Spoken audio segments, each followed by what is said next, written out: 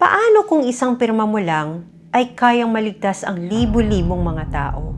Pero ang kapalit, career mo, trabaho mo, at future ng pamilya mo. Kilalanin natin si Chiune Sugihara, isang Japanese diplomat na naka-assign sa Lithuania noong World War II. Chiune Sugihara was the Japanese vice consul in Kaunas. A Japanese diplomat in Lithuania defied his own government and handwrote thousands of visas for Jewish refugees. Noong panahong iyon, maraming Jewish families ang tumatakas dahil sa persecution at panganib ng Nazi Germany. Dumating sila sa Japanese consulate, desperado, umiiyak, at humihingi ng visa para makadaan papuntang Japan.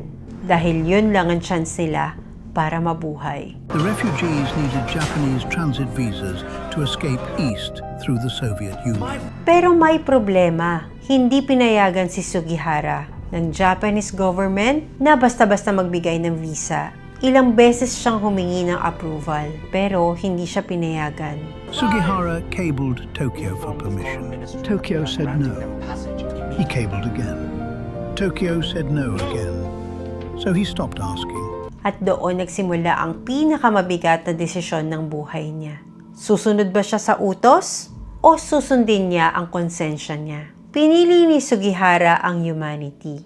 Araw-araw, mula umaga hanggang gabi, nagsulat siya ng visas. Isa-isa, mano-mano. From July 31st to August 28th, Sugihara and his wife Yukiko handwrote visas for 18 hours. Kahit pagod na ang kamay niya, kahit alam niyang delikado ito sa trabaho niya, tinuloy pa rin niya. Sabi nga, hanggang sa mismong araw ng pag-alis niya sa Lithuania, nagsusulat pa rin siya ng mga visas. He kept writing on the platform.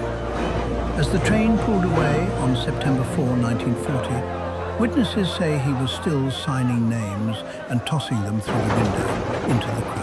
He reportedly threw out his consular stamp last. May mga kwento pa nga na hanggang sa tren, nagsusulat pa rin siya. Inaabot pa rin niya ang mga papeles sa mga taong naghihintay. Then, as his train left the station, he kept writing. And through the visas, Dahil sa kanyang tapang, tinatayang libo-libong Jewish refugees ang nakaligtas. Hindi lang sila, pati ang future generation nila. he saved an estimated 6,000 lives in 29 days. Today, over 40,000 descendants are alive because of one man with a pen.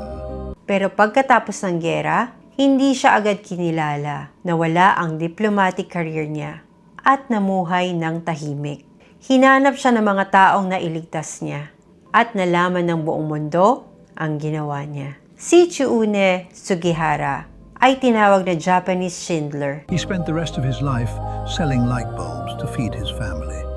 Israel finally honored him as righteous among the nations in 1984. The world's largest one-man rescue operation was carried out by a clerk who simply refused to stop writing. Ang lesson, minsan, ang pagiging mabuting tao ay hindi komportable. Minsan, may kapalit. Pero may mga desisyon na kahit mahirap, tama pa rin. Hindi niya iniligtas ang mundo sa pamamagitan ng armas.